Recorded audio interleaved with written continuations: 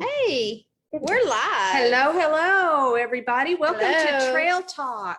We are back in, well, you can't Kind of. tell. Yeah, Chuck Wagon Theater Just another angle from the is, Chuck yeah, Wagon Theater. it's just over here to the left. Oh, you're gonna get it right there. You go. So you That's kinda, where we normally are. kind of get situated. We're a little more over here with the art and science of driving cattle informational signage. Right. Yeah, that's always up here at the Chisholm Trail Heritage Center in Duncan, Oklahoma. So welcome to Trail Talk. We're here. Yes, yay! We have a lot of really good information to give you guys about the cattle drives. Which what could be more Chisholm Trail-ish? Well, I mean, Esque. Chisholm Trail-esque. Than teaching about cattle About drives. the cattle drives. Yeah. So we're Because there were more than one. Yes, there were a lot, and we're all going to show you guys some of the trails, kind of a little routes. map, to for some of the trails, not all of them though. No. And I'm going to say hi to Miss Suzanne. Hi, Miss Suzanne. And Stefan. Hi, Stefan. We're so glad you guys could And everybody join us else today. that's on. And all of our other fans, That's followers, trail talkies. That's right. Our walkie-talkie trail talkies. So we're gonna just jump in here, and we're gonna it's not gonna be a lot about the jobs on the trail.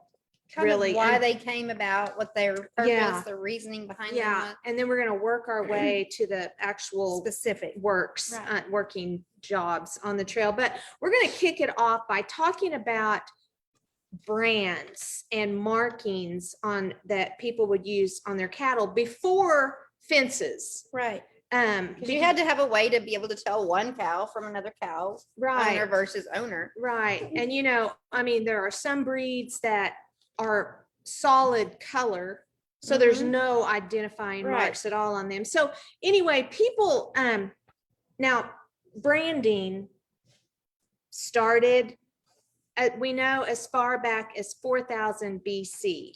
Which you wouldn't think they Yeah. would need reason for branding back Right. then, but even then people wanted to know what was theirs and so on. And so Right. forth. And so the Egyptians, the ancient Egyptians are the ones who started the branding process. Mhm. Then I believe was it the Romans? I believe the Romans. The that Romans pronounced it. used it, but they thought that the brand had a magical power. Mhm. Had a meaning. And so it would Super somehow, magical. affect their cattle. Mhm. But I mean, that is not the reason that the cowboys or Would do that. I guess the cattle owners really would brand their cattle. Interesting though, I mean, we know cattle brands, the long iron the rods. irons. I can't remember if we've done a cattle branding lesson or not, but if we haven't, We have talked about it in Mhm. relation to the Longhorn. right.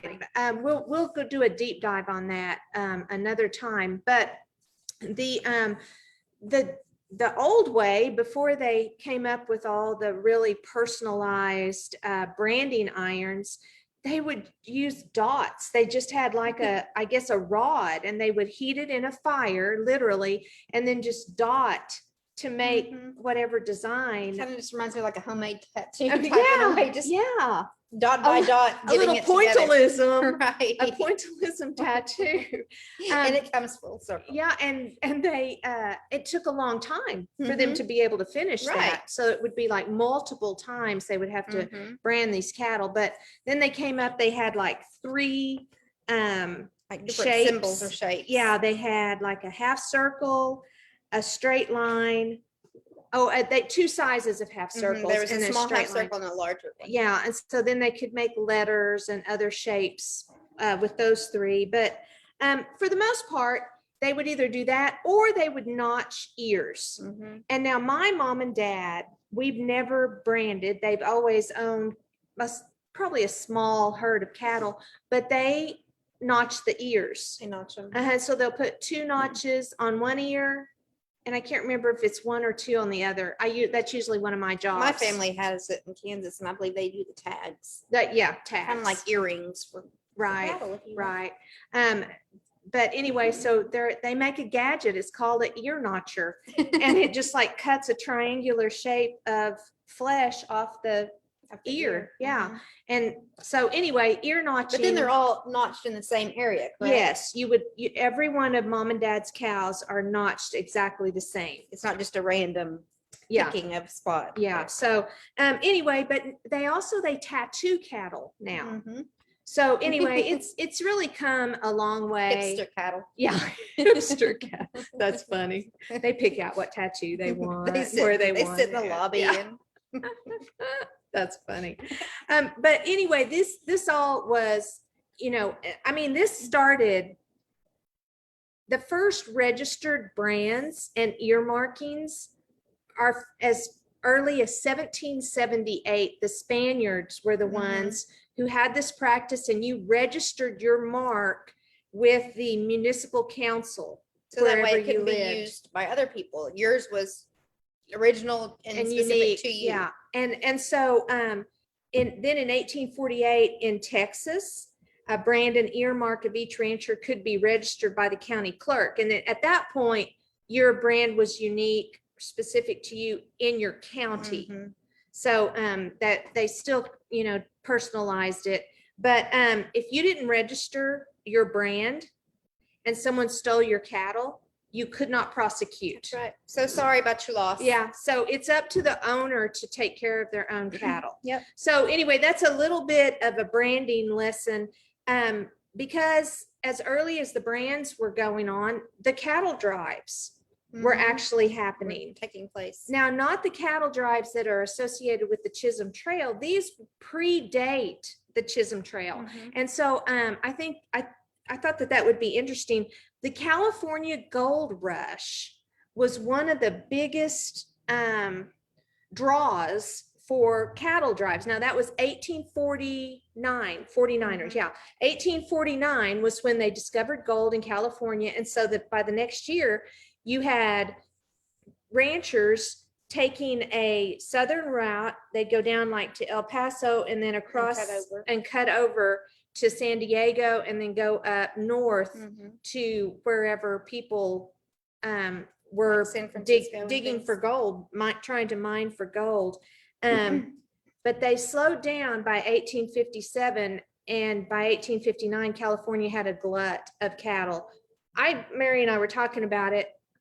I kind of think maybe some of the people who were unsuccessful In the gold rush yes, times. yeah, or in the gold maybe business. they decided to turn around and become ranchers themselves. Right. And Why so- not? They had them there. Right, and there was land. There was a lot of land available, Mhm. and it would be a lush place to feed out Right. cattle. So, I mean, I didn't find any information that led me to that, but that just seemed like perhaps what had happened. We like to think we are smart. Right, that yeah, we can try to Our history can be backed up with logic our supportive way through facts. some of this stuff. But some ranchers had contracts with the Indian reservations and the forts to feed the Soldiers and soldiers things. who were on the out During the West, Civil War. yeah, West Texas, Oklahoma, and New Mexico. That began in the early 1850s. So those were cattle drives Mhm. associated with that on a much smaller scale. Right. And all of this predated the Civil War. Mhm. Before that. Yeah. So long distance, the way cattle even got to the United States Was via Mexico and the Spaniards. And yeah. And that was what? A cattle drive. Mhm. Yeah. And they that- don't just. yeah. don't And just so that dates back appear. to the 1500s. Mhm. So, 1540s. yeah, the whole idea of driving cattle has really been around for a long time now. This is probably a little known fact, we but were worth, unaware. worth mentioning Yes. that in those days there was also an attempt at long distance herding of hogs. Now, this one did not stand the test of time No, as this the, one did the not. long distance no, herding of no, cattle. Not So quite sure how many hog trails there yeah, were. we're not aware of any hog trails that have survived through time. But I can just they attempted. can you all not visualize the cowboys I said riding it'd be along- like herding cats. herding the hogs? I don't know. It struck me as funny, but evidently it is something that was at least attempted at some point least in once. history. Yes. Yeah, at least once. But in the as early as 1830s, before 1840 even, there were people in Texas who would herd their cattle east to New Orleans, Mhm. and that was illegal basically at the time, for the most part, but that was kind of I believe that was on a trail called the Shawnee The Trail, Shawnee Trail. which is a trail that I was not familiar with, but that was one of the ones that was around, and they took thousands of cattle that way, and then they would go tear off and go up north to Missouri, Mhm. and they did that for a while until the Missouri farmers Said, yeah nope. they formed a vigilance committee. I love that phrase. They Yes. formed a vigilance committee, and they would stop those cattle drives in their tracks because And they killed them too. They would kill some yes, of they them. would kill the cattle because those cattle had ticks on them, and they had the Texas tick fever. Mhm. The ticks carried the disease. Now the Texas cattle were immune to it. So Texas farmers Yeah, they the weren't ra- aware of any kind of problem Yeah, because their cattle didn't have any kind of symptom. exactly. But you get up into Missouri and Kansas, and their And cattle, they're like, whoa. yeah, their cattle die from it. So they didn't want, it wasn't the cattle so much as it was the ticks that were on And the it would cattle. spread Mary and I through were kind of the- laughing about the the herd. ticks, jumping from the Texas cattle Here's to where we get off. yeah. know. But anyway, so that put a stop to the cattle drives going to Missouri. And they So then they started the eastern edge of Kansas, correct? yeah, they would try to go up into Kansas, but then Kansas did the same thing. Right, they said they no. said no, we don't want those cattle up here. And so then still before the Civil War, they would try to take cattle up to Chicago Mhm. because that was the place where you could make the most money for your cattle. Mhm. It was such a long drive. Long haul for them. Yeah, that the cattle would lose so much weight. They wouldn't hardly be worth anything by the time they got there. Yeah, so they could sell them for $40 a head potentially, but they had become so thin that they weren't worth as much. Right. And so anyway, this whole the cattle drive thing wasn't just people here in the United States. People from other countries like Australia, Italy, even Britain Mhm. came over to the US and had cattle drives, Got in on the cattle. got drives. in on the money making part of it, and then, did a few, padded their bank accounts, Right. got a fat bank account, and went back Yeah. to Thanks for your where business. they were and where They from. went. Yeah. And so all of this was going on, and the cattle business was really, it was a very profitable It was. business. So before the Civil War, there were people who owned large numbers of cattle, and they were very wealthy. They had tons of land, Mhm. and they were providing beef for a good portion of the United States. Now, the United States was basically, like the middle part of the United States and east, and then California. Right. That was about all that there All had been was. settled so far. Right. But at any rate, they were supplying food Mhm. for these people. And then the Civil War came, and Texas ranchers always up for finding a way to do something Whatever's with new those and- cattle of that's right. theirs. They started trying to take them east to feed the Confederate troops. Texas was part of the Confederacy during the Civil War. Right. So they were trying to feed their troops. And that went pretty well until, when was that, Mary? The 1862. yeah, in 1862, when a Union naval patrol intercepted one of Like these, 1,500 of them.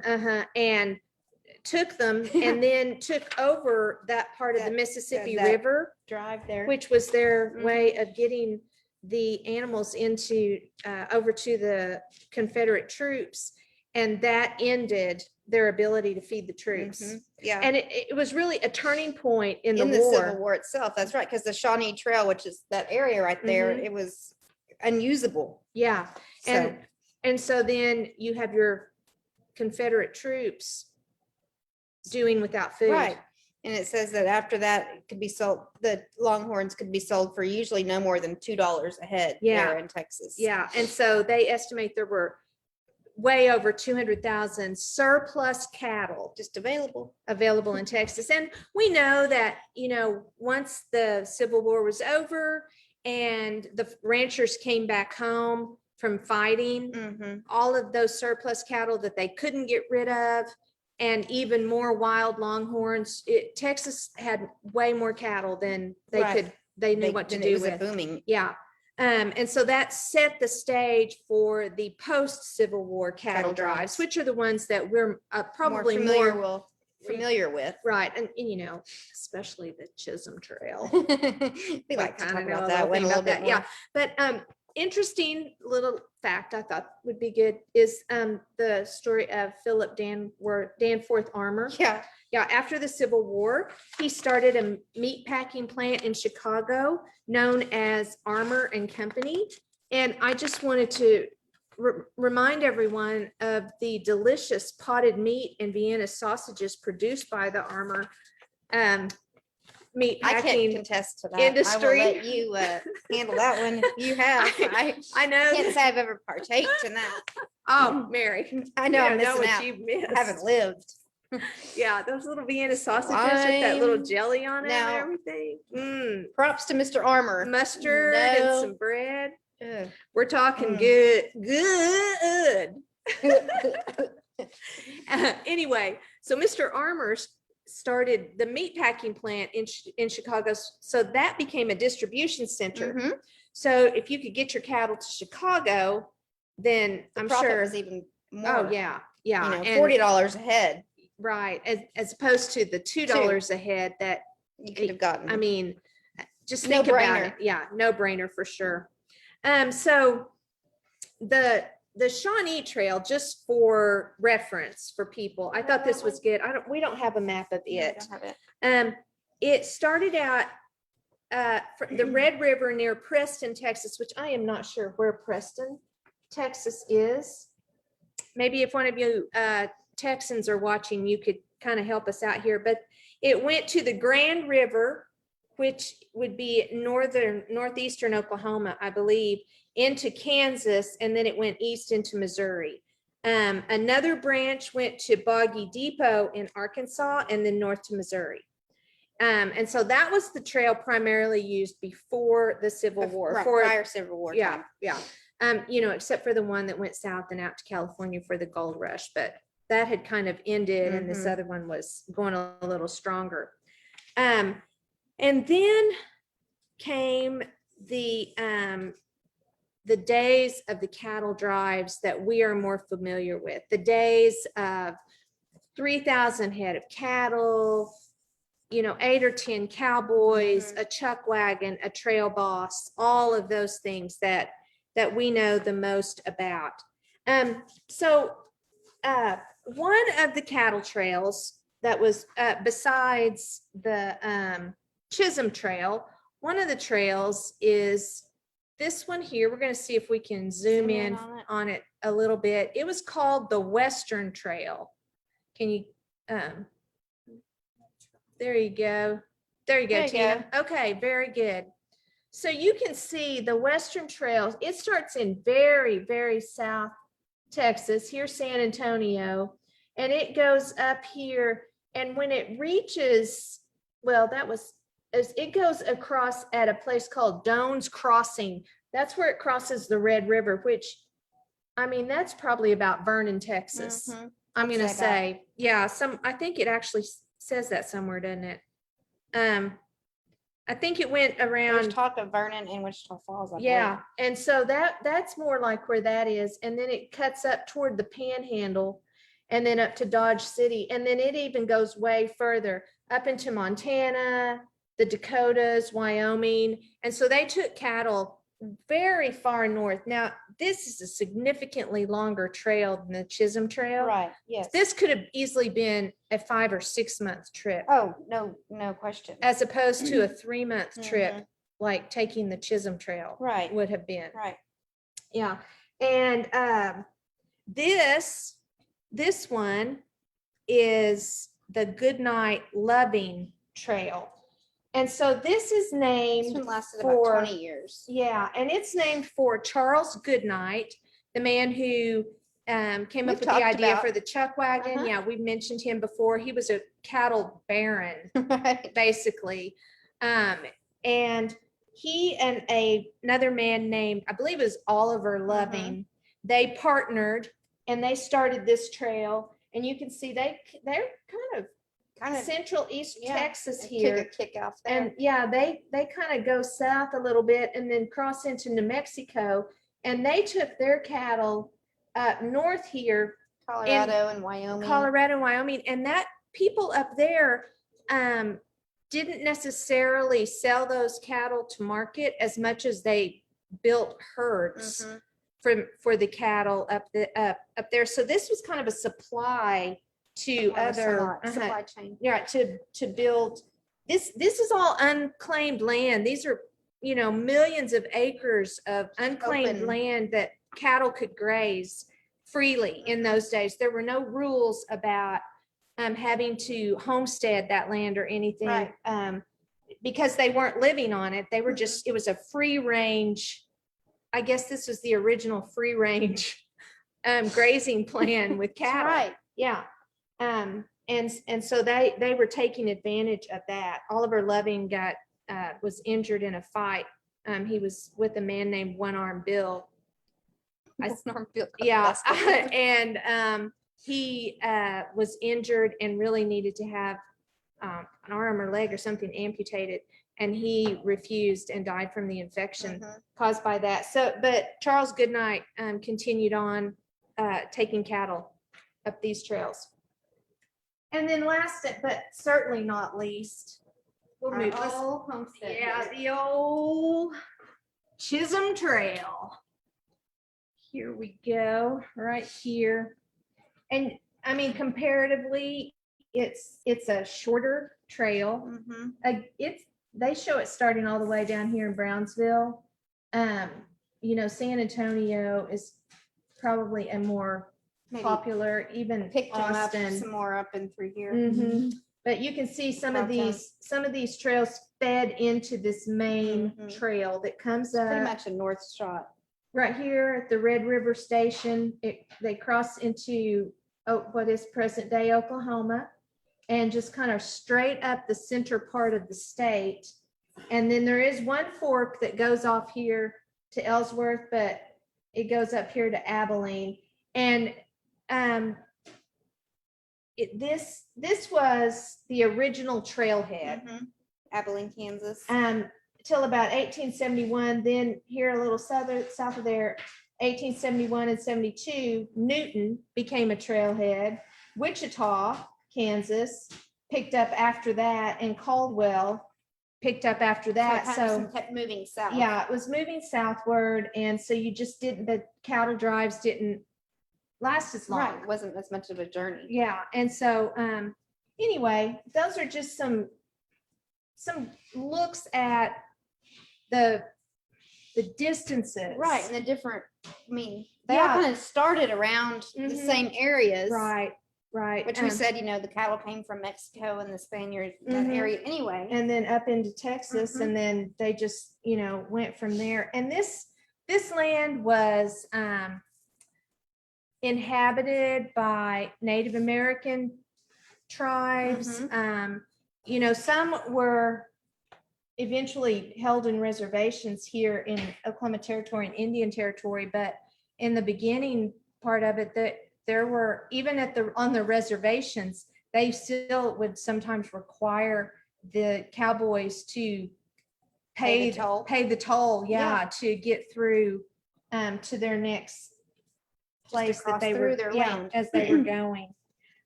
You know, they estimate, and I'm gonna say The number is probably that, even bigger. yeah, they estimate 20 million cattle in all were taken in During the the times of roughly 20 years that the cattle drives were Man, the biggest. I mean, That's that, just, that that's a lot of cattle. so many cattle.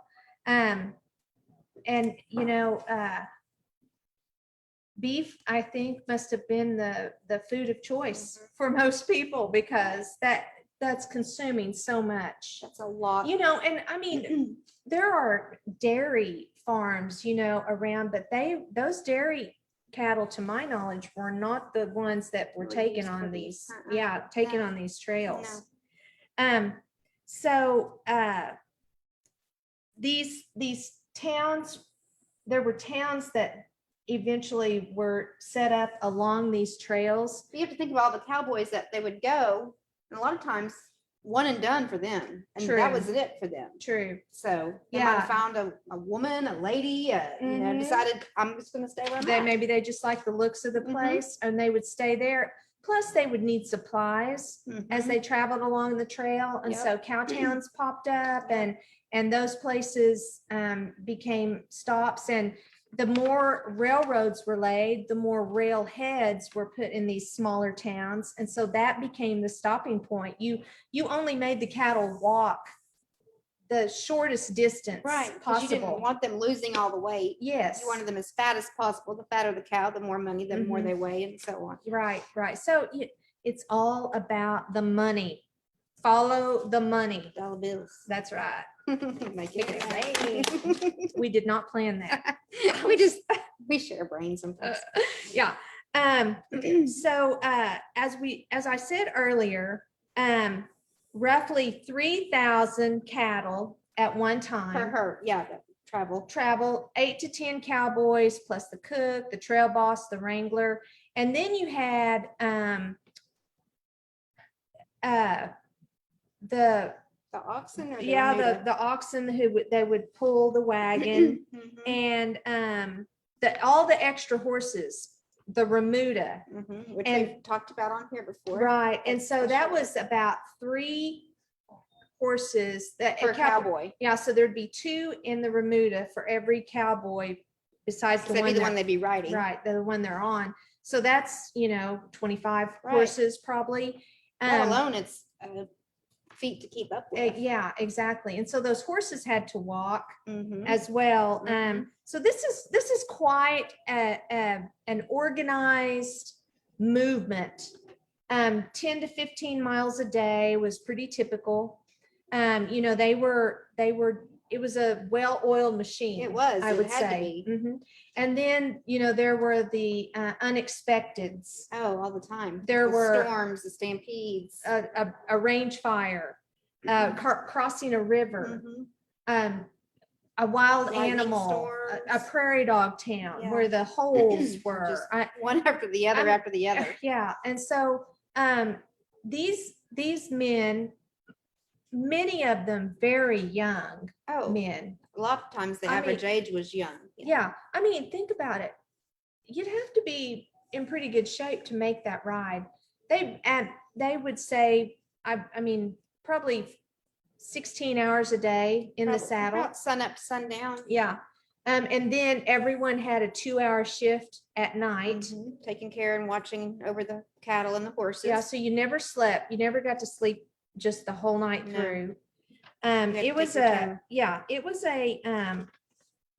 quite an undertaking. Now there's one cattle baron that I think is worth noting. Mary. Conrad Kors. Yeah. This man, he Talk about. I don't even know how he kept up with all I this. don't. He purchased a ranch near Deer Lodge, Montana. And at the peak of his cattle business, I guess you could say. Yeah, and he was formerly a Canadian fur trader, so he did Oh, come. Right. He had a little bit coming into it, but yeah. Yeah. He owned 50,000 head of cattle, and they grazed 10 million acres of land that covered 4 states and 2 Canadian provinces. And then yearly, he would ship 10,000 head of cattle to the Chicago stockyards. Now remember, That's just him and now, alone. that's $40 a head, 10,000 head of cattle. That is $400,000 Back a in year. about 1866. Yeah, just as the cattle drives are kicking off. Can you imagine? I cannot. I don't even know how much cannot. money that'd be worth in today's like market. Right. The Or guy- how much his worth was owning 10 million acres of land. Yeah, and he may not have actually owned that land. That could have been just unsettled grazing. land Well, that, that's true. that they were That's allowed to, very but true. still, he had to He maintain. had access to it. Yeah, and had to make Mhm. sure all those 50,000 head of cattle were taken care of. But then, then came a drought, Mhm. overgrazing, and the severe winter of 1886 and 1887, which I've heard a lot of stories Right. about this. It wiped out a lot of cattle and kind of put an end to the cattle business as far as open range. Mhm. And then after that, Barbed wire came along. Yeah. And so then the cattle drives They just, couldn't just openly graze like they could before. yeah, and they just kind of came to an end. But we've talked about cowboy gear on here before, but just again, the cowboys, they kind of got their idea for what they should wear from the Spanish vaqueros. And they, the wide brim hat, the bandana, chaps, the spurs. whole Iconic cowboy look. exactly, iconic cowboy look. It wasn't just to look good. Everything had a reason behind it. It Yes. wasn't exactly for fashion sense. Yes, it was there. It was a purpose. Mhm. Every article of clothing had a Every purpose, piece of and it equipment. was to survive these cattle drives. Mhm. That's right. They needed all of those things in order to survive. And this is something that my boys growing up would have thought was great, is that they probably didn't change their clothes for months. A lot of little boys probably even today would love that. you Oh know? yeah, I'm sure. Why change Even your little girls. clothes? I don't know how many times I have to beg mine to go shower. Yeah, they're just not so much into that. So anyway, but talking about the Cowboys, let's talk gonna go back about, here? I'll come You back want me to move this here. out of the way? Is this in your way? Maybe we'll set that to the side there. Okay, so in a typical I guess formation for a cattle drive. The chuck wagon, so when we talked about the chuck wagon lesson, the cookie got up, fixed breakfast, but then he had to clean everything up. Mhm. And I don't know that he started out ahead of the herd, but he probably passed the Eventually herd. got up there. Yeah, and he would go on to wherever the next place was, Stop so he would could be. start Cooking preparing. again and setting up Yeah. camp. Yeah, the Cowboys depended on him to provide food for them, and so that was his job. And then there was a boss, and the trail boss. I think that he probably he would ride ahead and make sure. Kind of a lookout. Yeah, the location, here's where we were planning to go. The location is okay for us to get there. Are there any rivers that we aren't aware of? Right. Things like that. His job was to make sure all the cattle and all the cowboys arrived Got from safely. A to B. For sure. And then we get to these point riders. men. Yeah, you wanna. The point men were the ones that rode near the front of the herd, like you see here. And they were the ones determining the speed, and they would give the cattle different calls to follow. Sometimes they would see here, like you see, there's 2 points on our diagram here. And they were usually the more experienced out of the cowboys that are riding there with the herd. Right. So if you weren't the trail boss, you wanted to be the point Right. man. And so you needed a little experience Mhm. to get to They do kind of that. go in order of experience, kind of like That, yes, that's true. How they That's go true. there. So the next two are the swing riders. and they're about About a third of the way back. a third of the way back. And their job is to just keep the herd following what the point riders are Making sure trying that to. no one breaks away from the Yeah. herd. Yeah, they're gonna have a little bit better view than the point men are gonna have of what's going on behind them. And if one of the point riders has to go chase one of the cattle, the swing rider will pull up and get into the point rider's position. Right. I Kind of mean- like their backup. Yeah, it made me think of like how birds fly in a Yeah, It formation. made me think of baseball. Baseball, yeah, there you go. Like shortstop go. would go and take over for a second. Exactly. Yeah, cover their bases. Right. And so that was the job of the swing rider, and they are maybe they're training to be point Right. riders. Right. Who knows? And of course, then the flank, they're just a hair below the swing Right. rider. And they keep the cattle bunched up and prevent the back, from getting out of the way, and kind of just help to keep that middle area together and not breaking away from the pack. They're about 2/3 the way Right. back.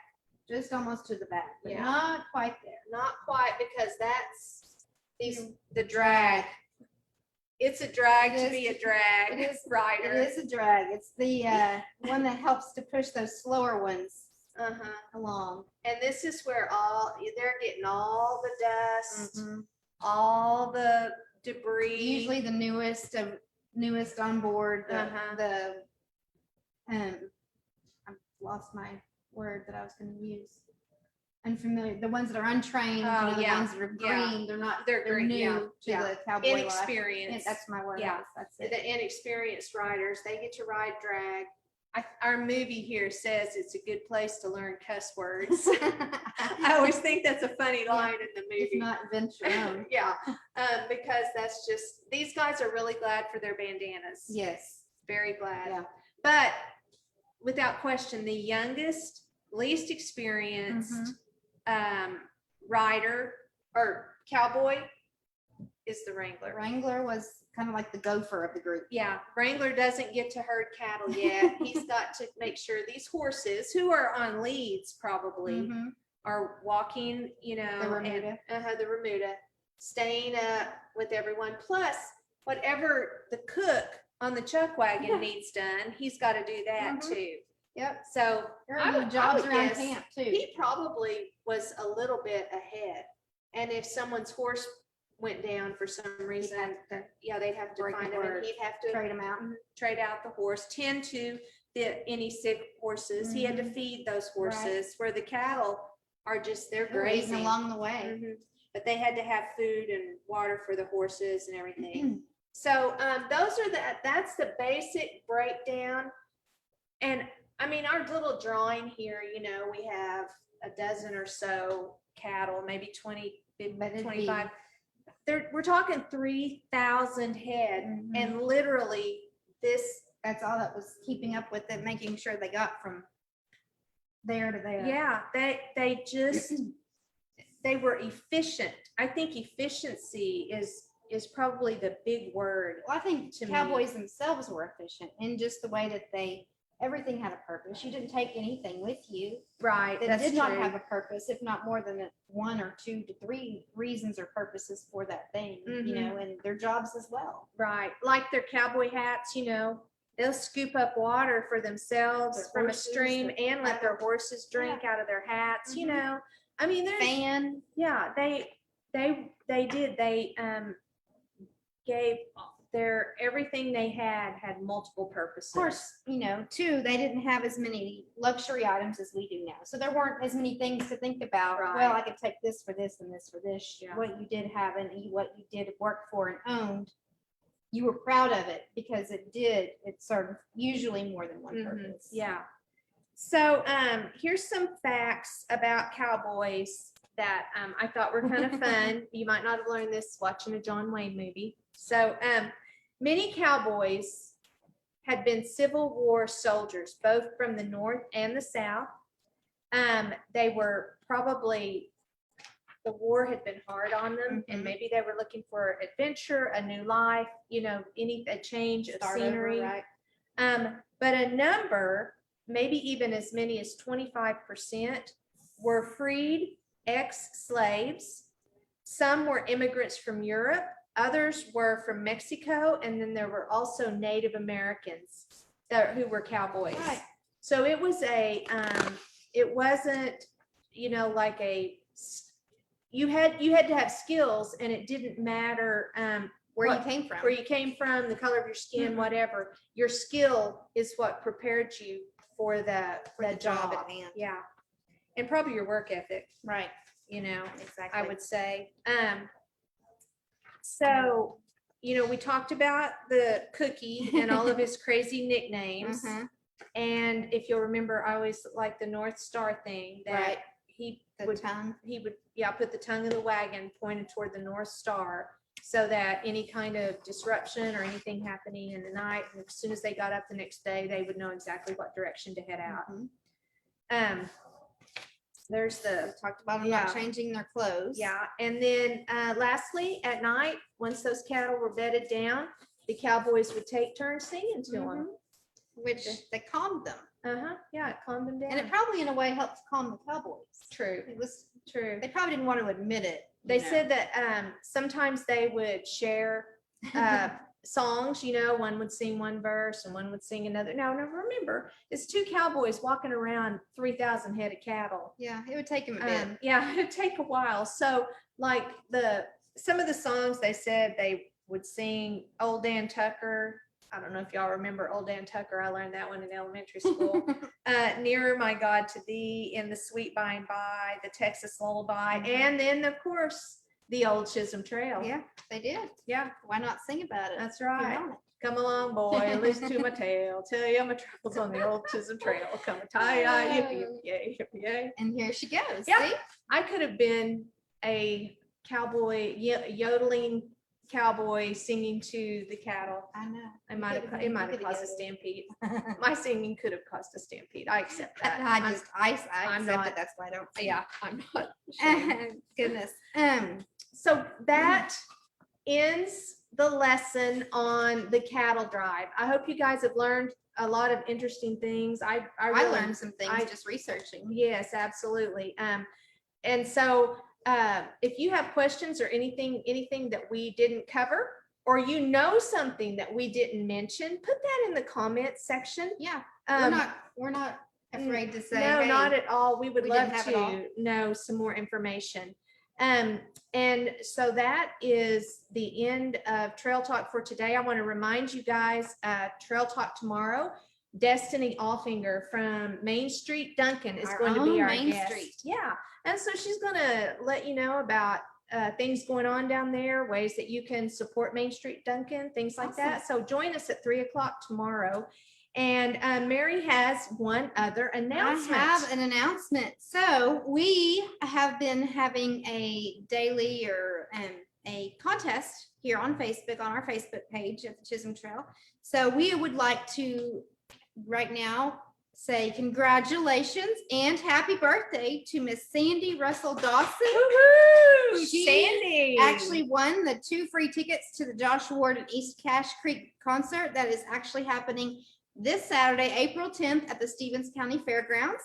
And just to let you know, we will be giving away 2 free tickets live during our Cowboy and Cobbler event that is taking place here on April 10th here at the Chisholm Trail Heritage Center in Duncan, Oklahoma. That is Saturday, April 10th. And that event is going to be taking place from 1 p.m. to 3 p.m. And you must be present to win those tickets. And just to let you know, we will have free admission that day as well. So you free guys, admission, free cobblers. Oh, yeah. Cowboy poetry. all kinds of fun Skip stuff. Rowell, who was our guest on Trail Talk last Mhm. Thursday. He'll be here. He's our featured artist. He's going to come back and be here to talk to you So about his lots of fun art. stuff. Yeah, so 1 to 3 on Saturday. It's just Wednesday. Clear your calendar. You have time now to reschedule. Come whatever. to Cowboys and Cobblers. Go to see Josh Ward and East Cache Creek at the fairgrounds that night. I mean, what a fun day. Yep. I'm pretty Watch pumped our up Facebook about it. page so you can find out how to enter. I might have to pull out my cowboy our- boots and put Put on your honky tonk. Yeah, and go two-stepping. I wonder if you can two-step at the fairgrounds that night. That'd be I'm sure you fun. can find somewhere to do it. Yeah, I bet you could. I'm not on the table though. I know what y'all are thinking. No, there will be, that's not happening. No. Okay, and that concludes. Okay, yeah. Anyway, come and join us Saturday. Cowboys and Cobblers. It'll It's be gonna fun. be super fun. Strawberry and Jay Snyder will both be here performing cowboy poetry, and Yep. they're fantastic. Some They of the are. very best in the nation. In the biz. Yeah. Yeah. So we're gonna sign off now. Thanks for joining us today, guys. Bye-bye. Happy trails. trails. Bye.